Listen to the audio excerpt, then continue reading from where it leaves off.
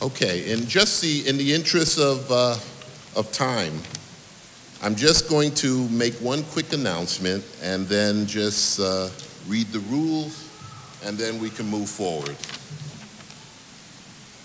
Ms. Ann Pope had given us, when she spoke earlier, an announcement about a candidate forum. And on Monday, August 31st at 6:30, the 100 Black Men at 387 Clinton Avenue at the CEFCU building will be sponsoring a candidate forum along with the African American clergy. The forum starts at 6:30, and that includes districts representatives for District 1, 3, and 6, right? Okay, so remember on August 31st, there will also be a candidate forum. Okay, let's go over real quickly the rules one more time for us with the program. The rules are as follows.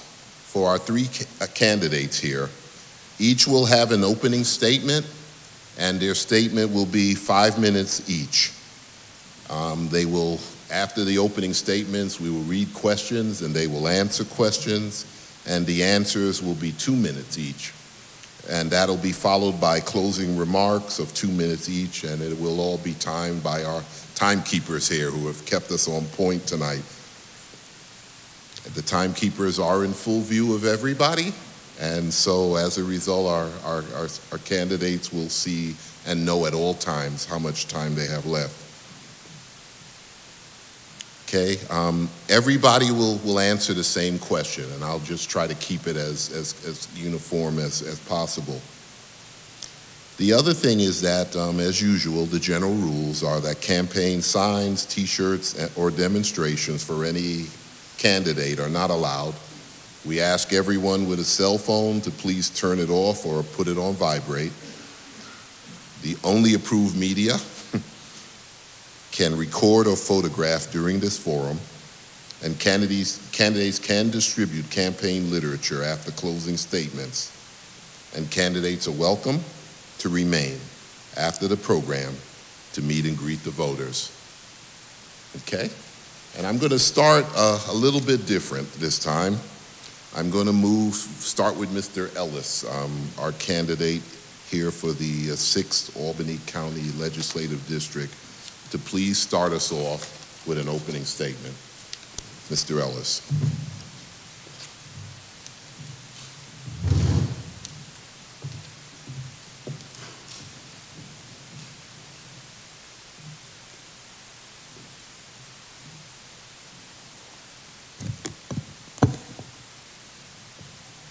Good evening, ladies and gentlemen. Good evening, ladies and gentlemen. Call and response, I call, you respond. I want to thank our sponsors. I was on the other side of this coin probably about a year ago, where I was the moderator and the assembly candidates and the congressional candidates were here being hazed by the public. And it was quite enjoyable on that side, but not so much right now. We'll see how much more enjoyable it gets as we move forward. I was born and raised in Youngstown, Ohio, once the murder capital of the United States, in the epitome of the Rust Belt. I'm the son of a public school teacher and a businessman. And despite our surroundings and the conditions of my upbringing, there was a lot of love and support. That love and support afforded me the opportunity to attend an Ivy League institution, Dartmouth College. I was a decent athlete and a leader, captain of the basketball team, head of my fraternity. After Dartmouth, I returned home to Youngstown, Ohio, not because I was a mama's boy, though some might say, but because I wanted to give back to my community.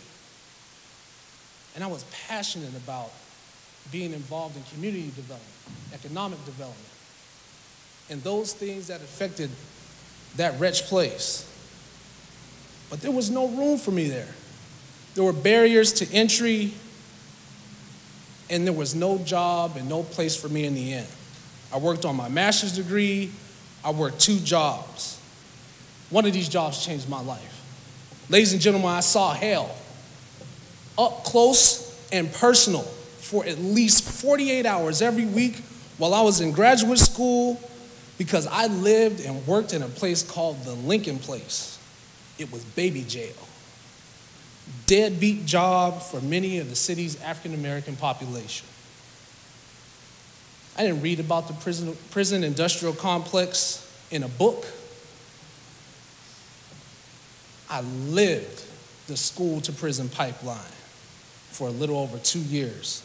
I saw the failure of the educational system, the failure of the social service system, the failure of the law enforcement and justice system all at the same time. I saw a dead boy on the street that was my student with his arms separated from his body because he ran away from the facility and was hit by a truck on the thruway. I saw a boy raped by a staff member that he was entrusted to his care. I saw a boy attempt to kill himself with a toothbrush. I saw a workforce that was addicted to nicotine, alcohol, marijuana. I saw slavery live and in person. But beneath all of this, I was able to see love, determination, self-worth, intelligence. I learned that our kids were smart, really smart. I learned that of all the principles, theories, and concepts taught in the schoolhouse, love was the most important. Why am I running? Better access, better paying jobs, and a better quality of life. Everybody wants that. Everybody wants to be a part of something. Everybody wants to be empowered. Everybody wants to have their voice heard. I will empower the people of this community. Tall, short, black, white, anything in between, for richer or for poor. All of those things, all of those people matter. I have vast experience, and I've been in the Capital Region for about 12 years. As we go through the Q&A, you will hear about my professional background, my leadership, and most importantly, my commitment to community. Not only will you learn about my youth efforts through scholarship, mentorship, our workforce development as my career, you will learn about me as a man. And for that, I stand proud. Thank you.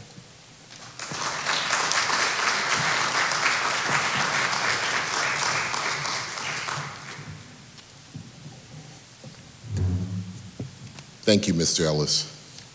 Our next candidate, Ms. Dannielle Fein. Ms. Dannielle Hille, please come forward.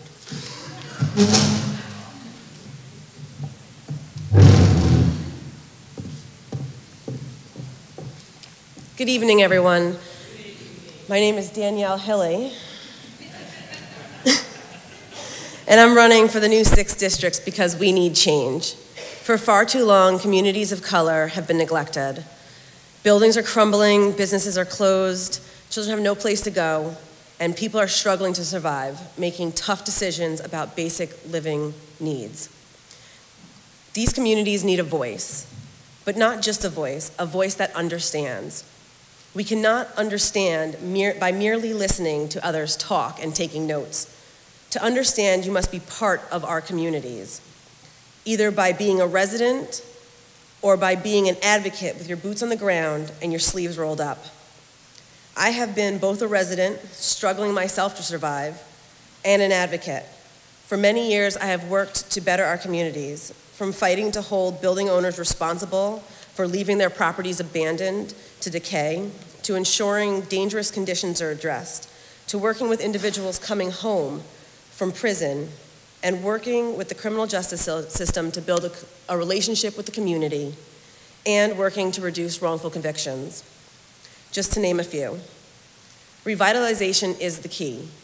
By restoring the historic neighborhoods in this district, we can create opportunities for home ownership, affordable housing, jobs, and entrepreneurship, especially for people of color and women. In order to achieve progress, we must come together as a community and empower each other. This district needs an activist that understands how the county affects its residents. a voice that understands the need for social service, housing, employment, and law reform, an individual who knows we must assist those in need and empower them to succeed. Instead of closing doors, we must provide opportunities for our young people to grow, thrive, and become tomorrow's leaders, and we must provide assistance to adults in need to ensure that they can survive and succeed. We need someone who will listen to the people and work with them to create a better community for everyone. I hope that my history of working to better these communities for no reason other than the fact that I care will make me the person this district chooses on primary day. Thank you for having me. Thank you to the NAACP and the League of Women Voters and a Village. I really appreciate this opportunity to come here and have this forum. Thank you.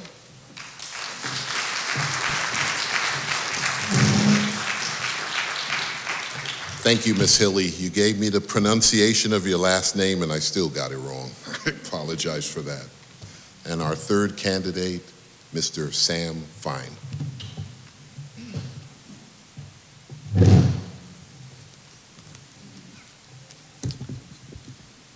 Hello, my name is Sam Fein. First, I'd just like to thank the NAACP, the League of Women Voters, a Village, and all the other sponsors of this event. I think it's a great opportunity to people to hear from the candidates. Here tonight to discuss some of the issues in our community and why I'm running. Over the years, our community has been ignored by the government. We've had programs for the youth be cut, buildings have been left to go vacant, businesses have left, and people are struggling. We need a candidate who will fight to help the community. For years, our community's been a dumping ground. We've had industrial sites always put in low-income minority communities, and now the newest thing is we have crude oil coming through. If a train derails, hundreds of people could die, and families are living every day, living right next to the tracks, having to deal with the negative health effects. Now, I will fight for this community. We need a candidate who's going to work hard, put in the effort, fight for the community.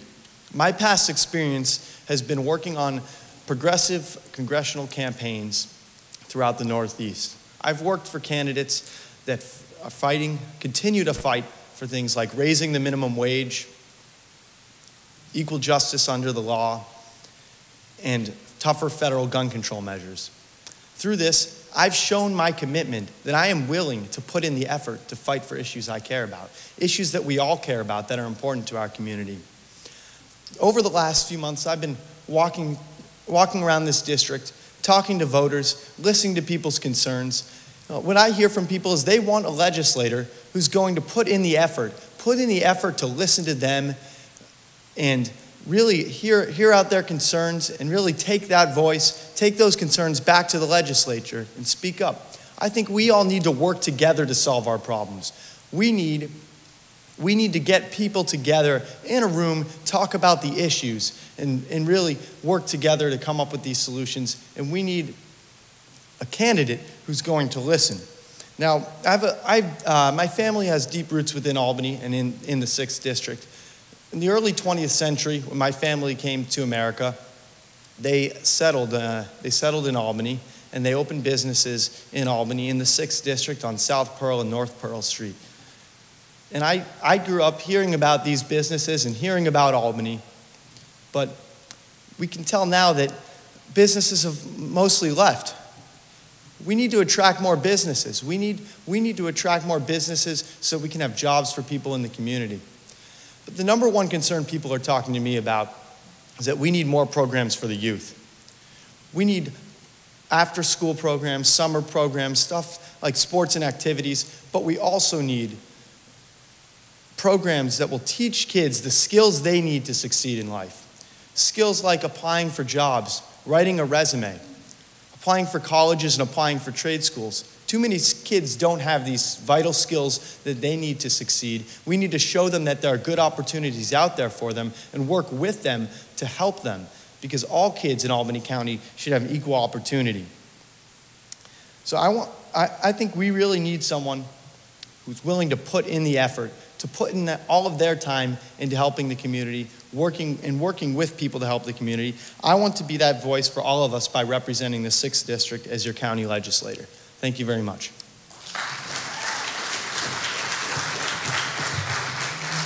Thank you, Mr. Fein. The first question we'll start with, we'll ask Ms. Hille. We'll start with you. And here's the question. Social services represents a significant portion of the county budget. How do you see social services as an agent for change in our county?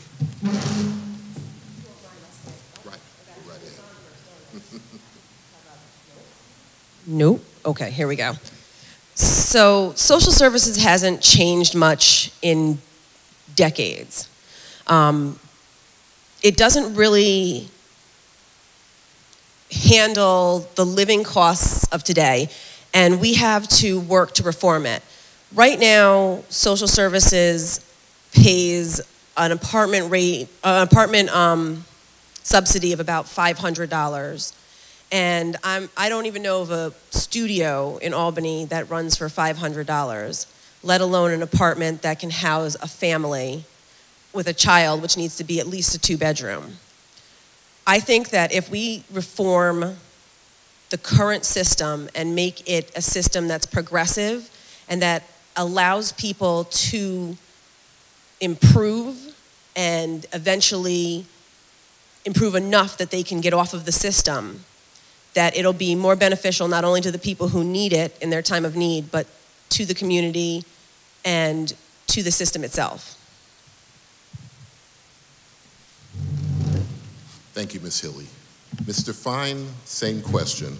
Social services represents a significant portion of the county budget. How do you see social services as an agent for change in our county?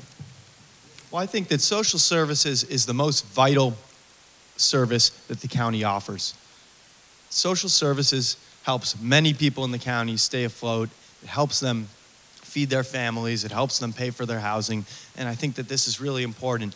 But I think we have to do a better job at outreach about social services programs available. Within Albany County, only 70% of people who are eligible for food stamps are currently taking advantage of it. And I think that shows that we need to do a better job at getting the word out to people about programs available. In Schenectady County, that number's 90%, and I think that's unacceptable. We can't have children who are going hungry because their parents don't know about vital programs available. Now, I think another part of this is that many residents of the 6th District have talked to me about the Department of Social Services and how it's not doing a good job of working with people. They find some of the people who work there are being rude and aren't being very helpful, and I think we need to take action there to make sure that the Social Services Department is working with people to make sure that they get the benefits that they need. Now, I also think that the county needs to take as an active role as possible in social services, and one of those areas needs to be more programs for the youth. It's probably the #1 issue that people tell me as I go door to door and talk to them. When they grew up in Albany, there were a lot of programs for them available that helped them through their childhood and really helped them grow up and helped them turn into who they are today. But a lot of those programs have been cut, and so we really need to expand social services, expand youth programs, and really make sure that people know about programs available to them. Thank you. Thank you, Mr. Fein. Mr. Ellis, same question, and I'll just real quickly repeat it. Social services represents a significant portion of the county budget. How do you see social services as an agent for change in our county?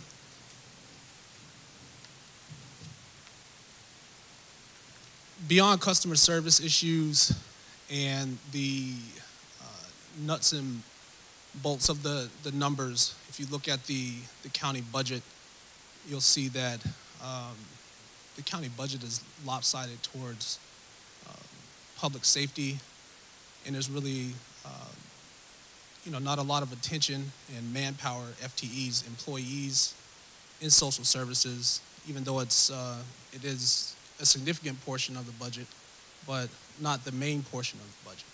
So the first thing is you have to put some money behind it. I feel that there's just a lack of information about the services that are available. And that information is not necessarily always delivered in a format that can be consumed by folks that need it. So are there interpreters for folks that speak different languages? There's, in the 6th district, a large Latin American population. I don't know if all of the information that's distributed is translated into Spanish. There's lots of different programs that exist. There's a divide and conquer strategy. You have a bunch of small programs that don't really have a bunch of capacity and therefore are relegated to be ineffective. The real question about social services is how do the systems interplay with each other? There's several layers of government that are interacting when you have to deliver services. So it's not just county social services. There's federal programs that fund county and state programs that fund county programs that fall under social services umbrella. I know currently in my office in SUNY, we work with the SNAP grant. It's clumsy. It's not easy to hit the milestones. The agencies that take on that program are often, left footing the bill because they're not reimbursed. So it's a very complex question, very complex answer. Thank you, Mr. Ellis. Our next question, we will start with Mr. Fein. The question is, the person says they feel the need for someone who has energy and will actually reach out to people. How do you feel you bring an edge and will be able to bring the energy needed to change the 6th district? Well, I feel that I have a lot of energy. I'm a young, energetic person, and I've been spending all my time walking around the district every day and just talking with people about the issues. And I agree with whoever asked that question. I think we do need energetic people in there. You know, we need too many people tell me that they only see their legislator once every 4 years when the election comes around, and they tell me that, you know, they don't know what the county government's doing, and they don't really feel like there's someone fighting out there for them. So I think we do really need someone who's energetic, and the only way we're gonna get done the things that we wanna do is if we get people in the community to organize people in the community together, speak out about these issues, go to the legislature meetings and speak out at the public hearings, because we're gonna face a lot of opposition on these issues. And so we're gonna need to organize together and fight together on these issues. And in order to do that, we need a legislator who has the energy to do that and who's shown commitment of that energy. And I feel that I've really shown that commitment because I've been out there talking to voters every day, just knocking on doors, ringing doorbells, and really just going out there with an energetic attitude and just having good conversations with people. So I feel that I am a very energetic person, and I'd be the right person for this job in that respect. Thank you. Thank you, Mr. Fein. Mr. Ellis, same question. The questioner says they feel a need for someone who has energy and will actually reach out to people. How do you feel you bring an edge and are able to bring the energy needed to change the 6th district? Certainly there's a bunch of energy, enthusiasm, and stamina that you need to be an elected official. I didn't mention in my opening, but I am a married man with a 3-year-old child. So everybody that knows my wife, please tell her I did mention that I was a married man in this meeting. There is a certain amount of sacrifice that a family makes and that you must make for your family in order to be an effective lawmaker. And let's be clear here that as an elected official, you're really serving in 2 roles. One is as a rule maker and a lawmaker when you sit in a deliberative body, and the second is as a community leader, and it takes energy in both. Now, what you really need to understand is that too much energy could be like a nuclear fallout. And you have to understand the nuances of government, rulemaking, collaboration, and teamwork as you sit with your other colleagues in that body. So it's more like controlled and spontaneous combustion inside of an engine as opposed to lightning striking, destroying properties, the trees, and electrocuting people. So absolutely you need the energy. Absolutely you want to reach out to the community and touch the voters and engage in a type of value-driven process that pulls people in and lets their voice be heard, but that must be tempered and done appropriately so that you act the way you're supposed to act in the place that you're supposed to be. Thank you, Mr. Ellis. And Ms. Hille, same question. And if you like, I'll repeat it one more time for you. It says, the questioner says that they feel we need someone who has energy and will actually reach out to people. How do you feel you bring an edge and will be able to bring the energy needed to change the 6th district? I definitely think that we need energy in whoever is chosen for the 6th district. I think that I've already shown that I have the energy to continue this fight. I work a full-time job, and I consult on the side for another organization. I also sit on community boards. I sit on the Mansion Neighborhood Association's board. I sit on It Could Happen to You's advisory committee board. I helped plan the National Night Out celebration. I sit on ACPAC, the Albany Police Community Advisory Committee, and I do all this while I run for this elected seat. And on top of that, while this is going on, I continue to fight to have a situation in my neighborhood corrected. And just the fact that I've already been out doing, I didn't just start this a few months ago when we started petitioning for signatures. I've been out there doing this already. So I've already shown that I have the energy to do this. And I'm going to continue to be able to do this as an elected official. And I'm going to keep doing it, and I have this energy to do it because I care. Thank you, Ms. Hille. We'll start again at the end with Mr. Ellis. And the question is, what kind of experience do you have with progressive campaigns?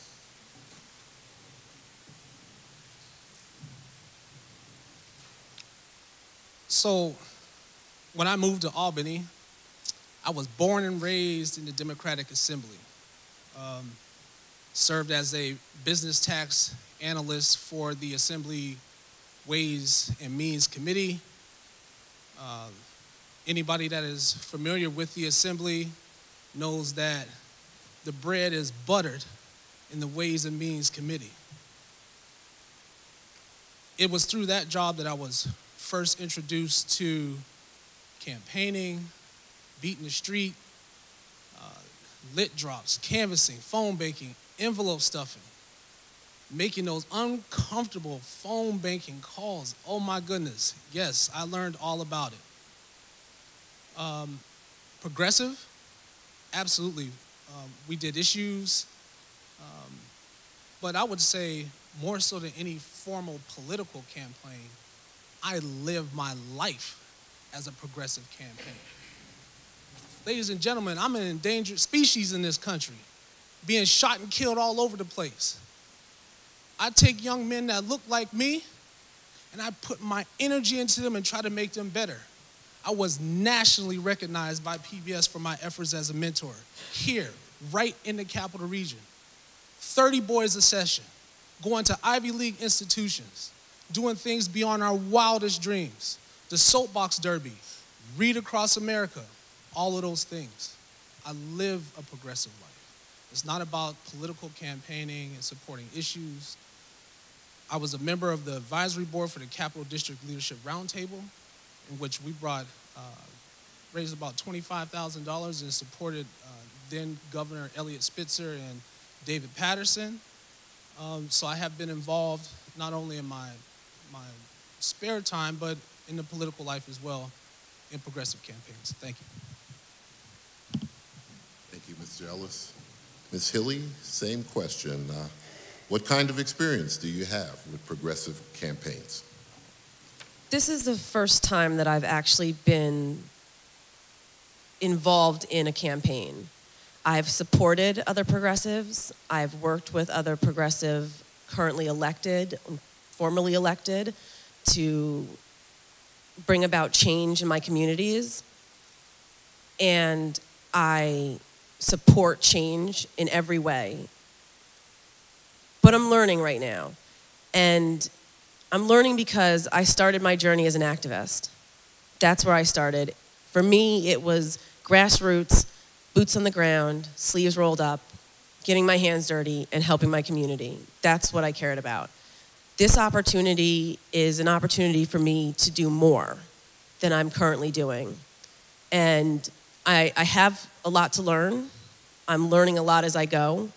And I don't believe that you ever stop learning. I think that you have to be open to learning as long as you're alive. And, you know, that's progressive in itself. Thank you. And Mr. Fein, same question. What kind of experience do you have with progressive campaigns?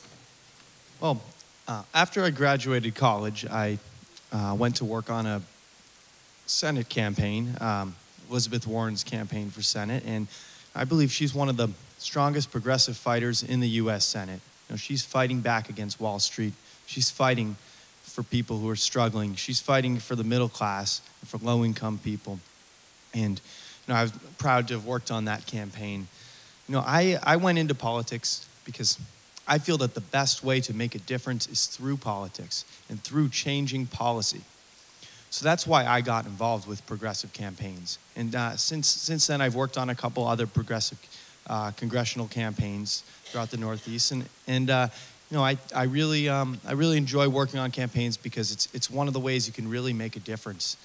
Because when you support a candidate who supports progressive policies, then you have the opportunity to really make a difference. And so that's why I decided to run, is because I wanted to help my community and change policies at the local level and use my experience that I got organizing people and organizing with people to fight for these causes.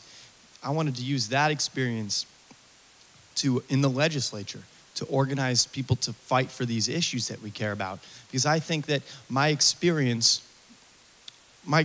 campaign organizing can really be applied well to organizing in the community and really building support, working with other people, and getting people together to fight for issues. So that's my experience, and I feel it will help me a lot if I become your next legislator. Thank you. Thank you. Our next question will start with Ms. Hille. And the question basically says is, many people say they never see their legislators, only once a year. How do you plan to combat this issue? What have you been doing to do so?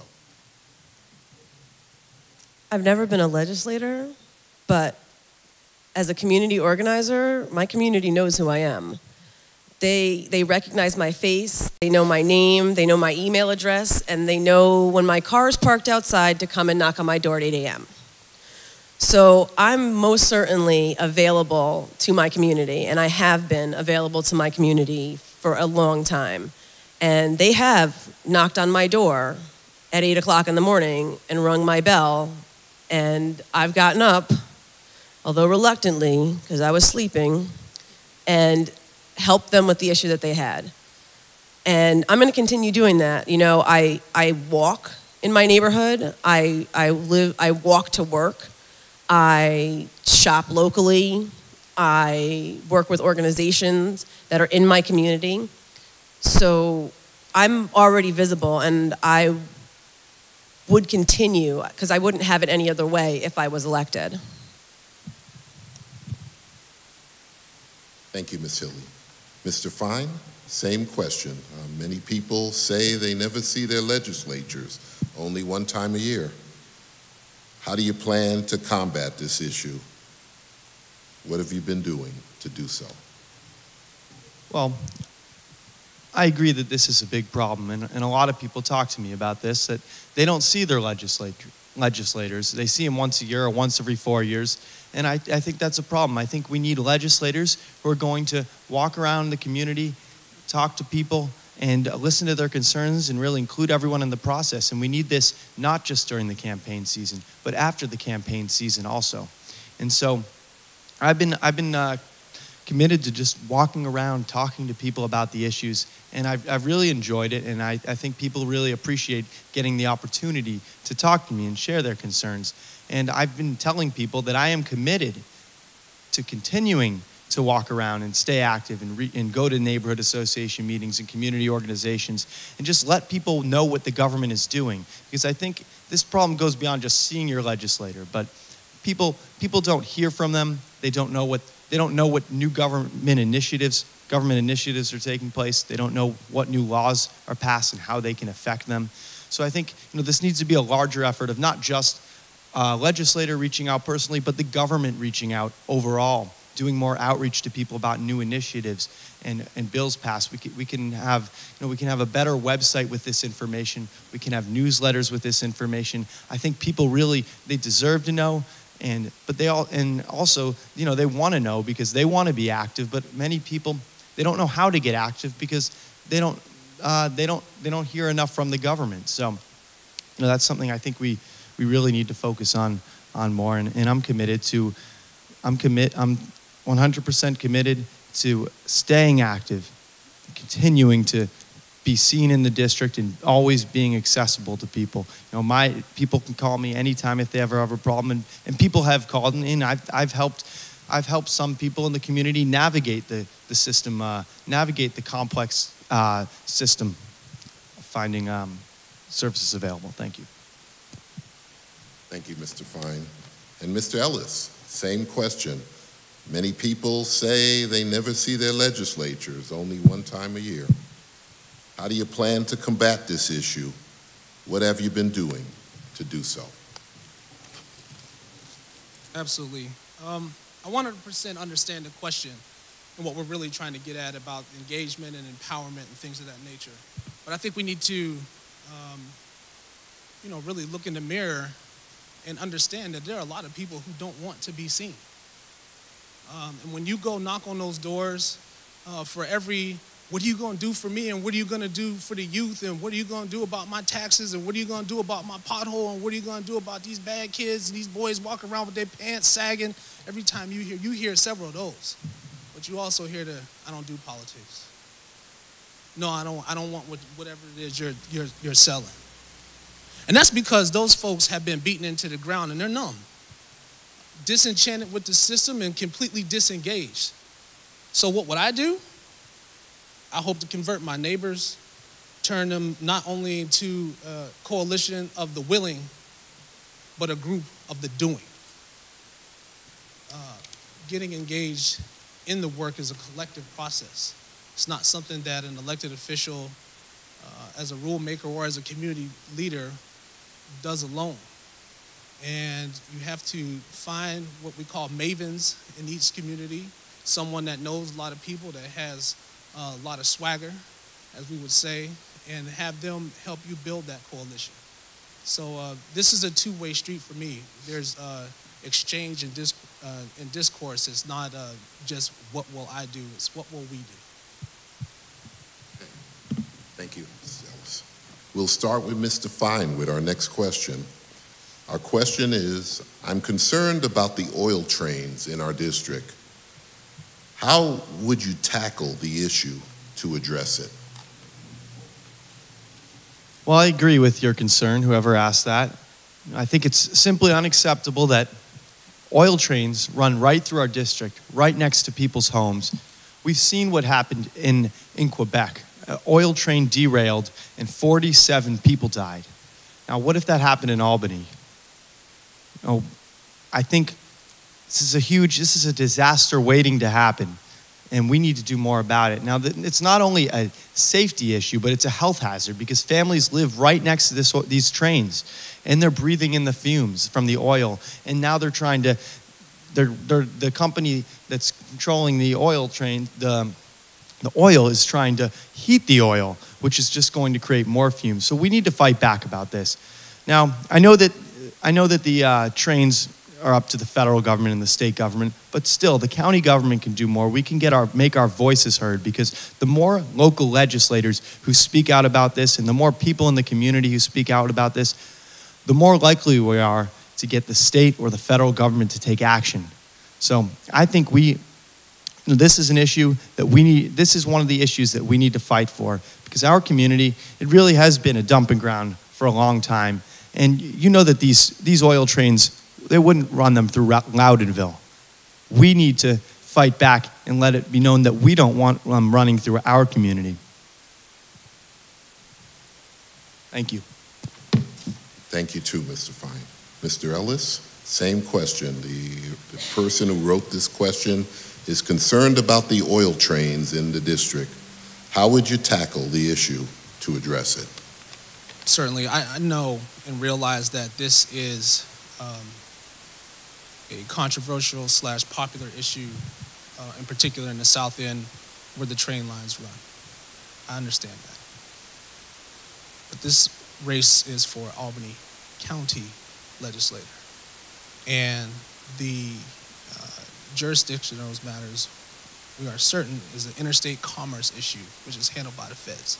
So I'm going to take off my Albany rulemaking hat and put on my community leader hat to answer the question. I would certainly lead an effort for the folks down in the towers on Green Street to address bomb trains, as they're commonly referred to, by writing and engaging Congressman Tonko in the issue and providing a big voice. It would take all of New York, not only just Albany, but all of New York, all of the East Coast, all of America to scream at Congress to get them to change this issue, because there's a lot of money involved in this. And we know that with a lot of money behind it, there's a lot of lobby. So the only way to combat a lot of money is a lot of voices and a lot of votes. And I would be willing to be a part of organizing that effort. More importantly, I would address something that we could control, and that is the toxic fumes and air that goes into those towers on Green Street, South Mall towers, that is causing asthma, which I have, in many of the young people. And I know that through Albany Med and the Department of Health and other agencies, there's access to district money that we can use to do community health and educate folks how to best provide care to their children and keep that toxic air, toxic toys out of their lungs and out of their hands. Thank you. And Ms. Hille, the same question. The questioner is concerned about the oil trains in our district, and how would you tackle this issue to address it? So Chris is absolutely right. This is a federal issue. But as a community activist and somebody who's been very active in the most recent issue, which was the heating of the oil and the negative declaration from DEC, there's a lot that the community itself can do to stand up. The oil trains have been shipping oil through communities for decades. And I think the bigger problem is, why did we build homes next to train tracks? Why is there a park that children play in next to train tracks? The train tracks came first. The park came after. And we really need to evaluate where we put housing, and especially where we put low-income housing, because they don't deserve to have trains in their backyard. On top of that, I live within the blast radius, so this is particularly important to me. However, I also understand that these trains, that the oil does need to be shipped. We need to figure out how to ship it safely and minimize the effect that it's having on our communities. And we need to, what the county legislator can do is they can support and they can work with the city officials who've started the fight and who are continuing the fight, and they can work we can work with the federal officials, and together we can come up with a solution that's best for the community, because that's what matters in the end. Thank you, Ms. Hille. This will be our last question, and I just we'll start it off with Mr. Ellis to answer, and the question is as follows. What do you think about the issue of transportation in the 6th District? Mr. Ellis. Certainly. Transportation is a very complex issue. You could go to things that are associated with city government, like huge potholes and sinkholes on streets that cause damage to cars. We could talk about the plowing and maintenance of streets during snow emergencies and things of that nature. We could talk about public transportation and routes that get to places where residents in the district need to be, whether it be the new line on Morton Ave that transports a lot of folks to places like Albany Med, whether it be getting out to Troy to, say, the Capital District EOC for education and training opportunities, being able to move bikes, being able to address handy-capable people and their equipment that they need to traverse. All of those things are critically important. We all know that it takes strategy and money to execute those things. As a county legislator, there is significant overlap for transportation on the rulemaking side of things, and you have to listen to the voice of the people and pull the trigger on those issues that they find critical and just move forward. It's a very straightforward answer. Thank you. And Ms. Hille, same question. What do you think about the issue of transportation in the 6th District? I think that as a city in its whole, the transportation hasn't always been geared to people who are without their own personal vehicles, people who bike, and people who walk. Particularly in 6th District, which is a lower income communities, many people do not have access to vehicles and are reliant on public transportation in order to get to their jobs, get to their doctor's appointments, and or school, many different things, shopping. So I think that we need to reevaluate, and we need to work, not only do we need to reevaluate the current transportation in Albany, we need to work with the city to increase available transportation. We need to ensure that there's transit from all neighborhoods, that it's not a 3 or 4 block walk. Some people have small children. They need to be able to get their children to a bus, especially in the winter. And we need to look for other ways to encourage alternative means of transportation, reducing vehicles, increasing bus ridership, bicycling, including some shared lanes or some completely dedicated bike lanes, and encouraging people to walk. You know, this city wasn't designed for cars, but it's become largely a car city. And we need to work to reduce that and get back to a more efficient means of transportation in the city and in the county.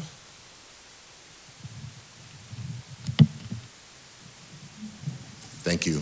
Mr. Fein, same question. What do you think about the issue of transportation in the 6th District? I think that transportation in the 6th District is a very important issue.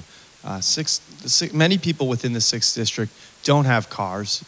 They rely on public transportation. And so I think we need to expand public transportation options to people. I know that there's a group of people in the community who fought really hard for the 100 bus that goes up Morton Ave in provides access to people, public transportation access throughout the city, the CDTA. And so I think that's really important. But I think we need to continue this fight, and we need to continue to expand access. I've spoke with people who say that their kids get a job, but it's over at Crossgates Mall, for instance, and the problem is they have to take 2 or 3 buses just to get there. And I think that's a problem. Public transportation is really supposed to help people and supposed to help all people, and it's not fair that people who need public transportation most, because they don't have cars, they don't have their own personal transportation, can't get the transportation that they need to rely on. Also think things like bike lanes are a positive thing that we should pursue. I think cars are great, but at the same time, there's traffic, and not everyone has a car, and they're also cause pollution. And it's good to have other options for people, and more protected bike lanes, making biking safer in Albany would be a great thing. So I think we need to look into doing that also. Thank you. Thank you, Mr. Fein. The floor will now be open for closing remarks from our candidates. We'll start off with Mr. Ellis, second, Mr. Fein, and third, Ms. Hille. Yeah.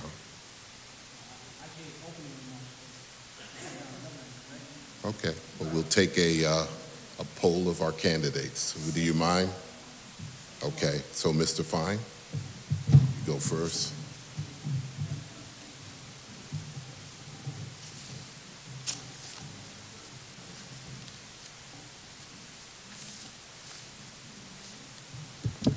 Hi, thank you again for everyone for coming here and for listening to what I have to say and what everyone has to say about why they're running.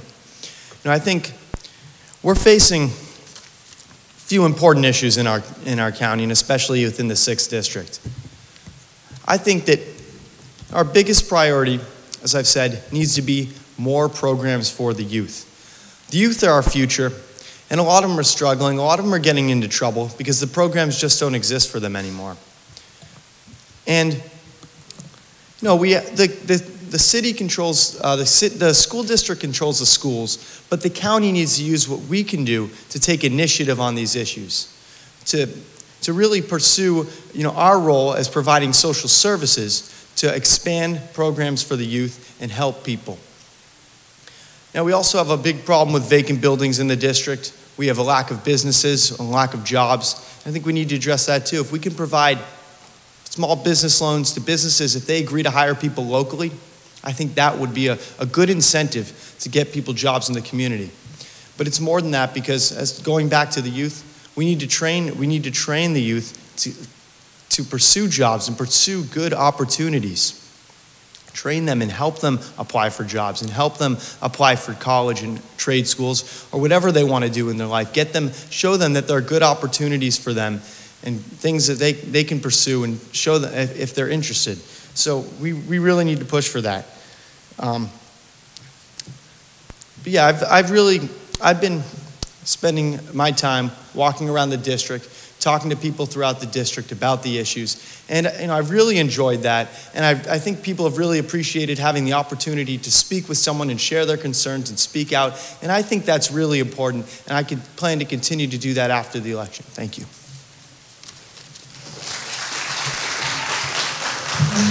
Thank you, Mr. Fein. Ms. Hille.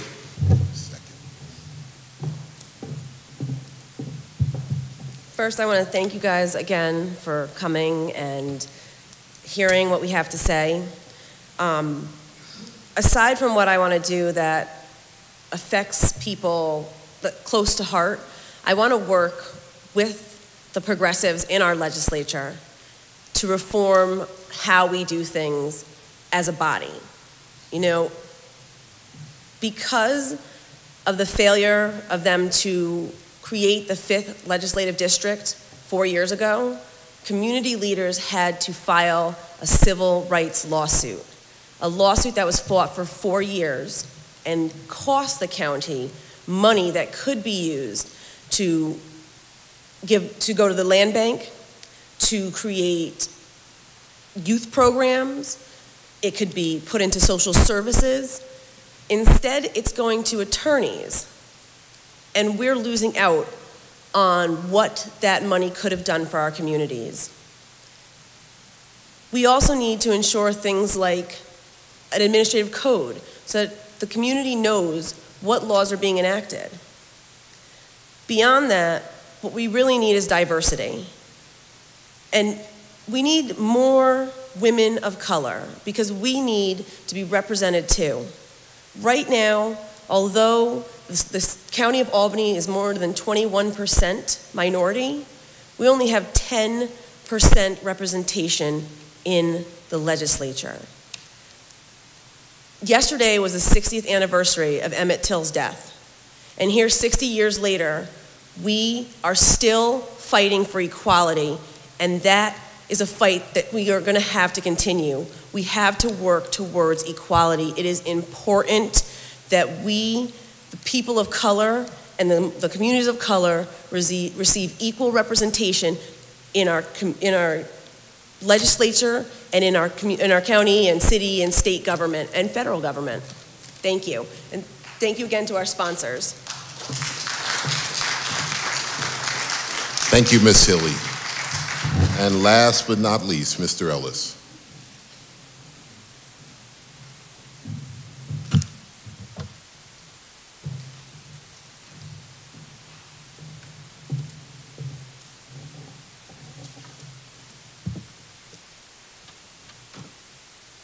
I'm humbled by the opportunity to stand here and present to you all tonight. Sister Pope is in the room, and I understand the work that you put in to make this happen. We have a bunch of rookies up here presenting ourselves for our hazing here by the crowd, but we love it. It was a fun experience, and we really appreciate the opportunity to present to you tonight. First and foremost, I am a human being, with all the trimmings and frailties therein. I'm a man endowed with energy and the strength, hopefully, to move mountains. I am an African American with the shared experience of struggle and triumph. I am a husband, a father, a homeowner, a taxpayer. I am a seasoned professional of 12 years New York State experience. I am a statewide leader of men and women. I am a mentor of youth, but for you, ladies and gentlemen, I am offering to be your public servant. A servant that is passionate, a servant that is intelligent, a servant with open ears and an open heart and an open mind. A servant that will be dedicated, a servant that will be true. And for that, I'd ask for your vote on Thursday, September the 10th, 2015, for Albany County Legislator, 6th District. Thank you.